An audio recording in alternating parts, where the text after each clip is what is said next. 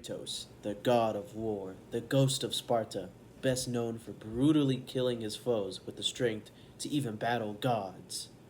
Who or what is he, really? Hello, my name is Kevin Granados, and I'm here to answer that very question and give you a deeper understanding of who or what Kratos is as a person, son, and father to Atreus. We all know Kratos to be the god-slaying individual he is, but it wasn't always like that for him. In his early years, he was once a true warrior who served the gods well. But after being tricked and blinded by bloodshed and rage, this would eventually lead him to killing his own family, which would haunt him for the rest of his days. And this would lead him to a path of revenge and strong hatred towards the gods. This would lead him to becoming a killing machine, blinded by rage, bringing down Olympus and killing all the gods.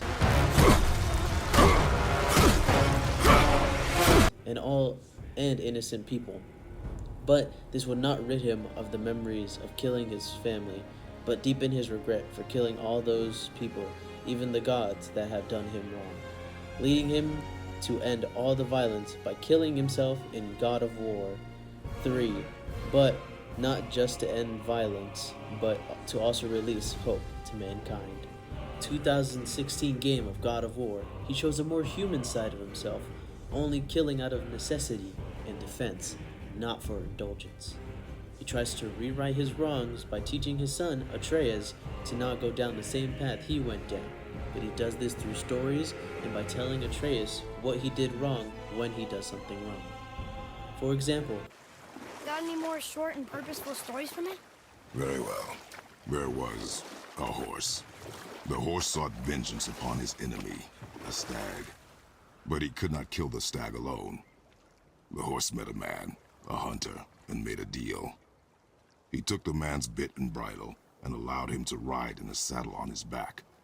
Together, they killed the stag, and the horse tasted victory. But the hunter would not release the horse and made a slave of him. So getting revenge cost him his freedom. Hope it was worth it. It was not. The fable works as a reflection of Kratos' own story of revenge, how he became a slave to it, losing his freedom by having it completely consume his life.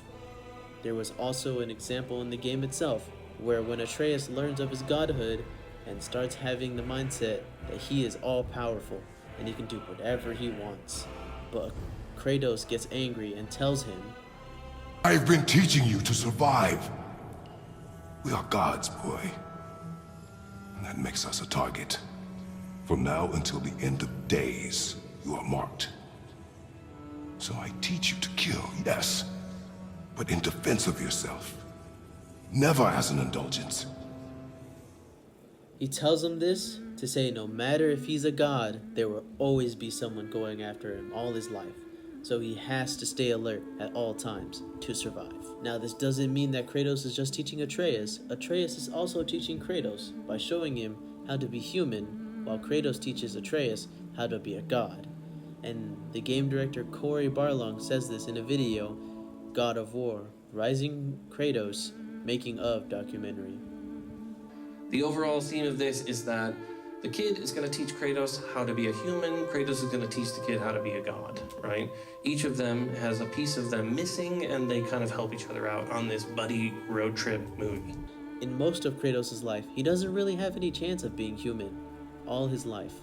He acts more like a god, just like his father Zeus, who was a ruthless, tyrannical, and power-hungry king of Olympus that would do anything to remain in a position of power, even if it means killing or torturing innocents or his own family members.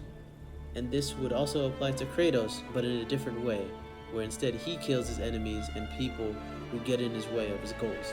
But now, in God of War 2016, he is not being controlled by anyone, and it's just him and his son. And Atreus shows how it is to be human, or, in simpler terms, shows him how there is a better way to live even in fear of someone coming after you. And while Atreus doesn't necessarily teach his father this, Kratos sees and takes in what he sees.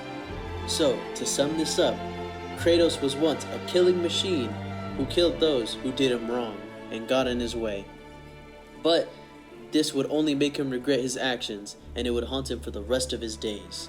But after being married and having a son of his own, he would teach him to stay vigilant and aware, as well as control his anger to use it to defend himself and not let it go wild, and lead him down a path that he wishes his former self went down. But it wouldn't only be Atreus learning, but Kratos as well. He would learn how to be human and learn that he could also live a life full of freedom and curiosity, even with the fear of something or someone coming after him, by showing him on their journey to Jotunheim. But before I end this video, I want to add one more critical thing Kratos says that can apply to all of us, which is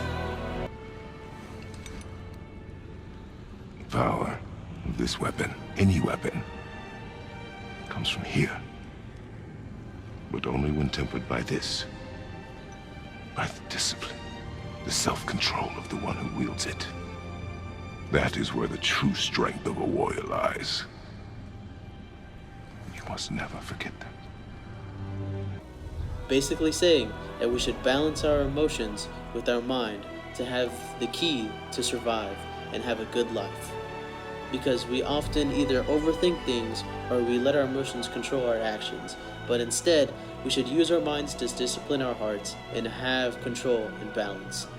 So, follow your heart, but let your mind restrain it so you can have that peace of mind and follow your passions and see them fulfilled. Thank you for watching. My name is Kevin Granados, and I am out of here.